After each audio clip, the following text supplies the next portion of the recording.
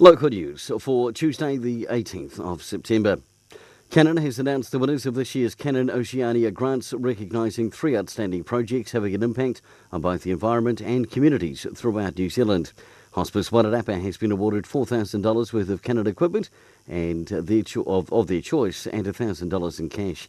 General Manager Susie Adamson is stoked with the result, saying they currently rely on volunteers to provide photography equipment. And Tutirubury School will remain open, with the Minister of Education, Chris Hipkins, announcing yesterday that the closure process has ended. Pal Hut is set to be closed to all users from the 1st of November until the 30th of April next year. The existing hut's set to be demolished and a new hut rebuilt. Pal Hut is one of the most popular huts in the Tararua Forest Park, with over 3,000 bed nights per year. The capacity will remain the same at 32 bunks, and it'll be more user-friendly with 4 separate areas for sleeping to increase privacy. And in sport, Marston and Red Star have retained their Premier Club status after a panel found Pioneer were in breach of the rules by playing 4 ineligible players in the promotion-relegation game at the end of the season. Pioneer still, however, will have time to appeal.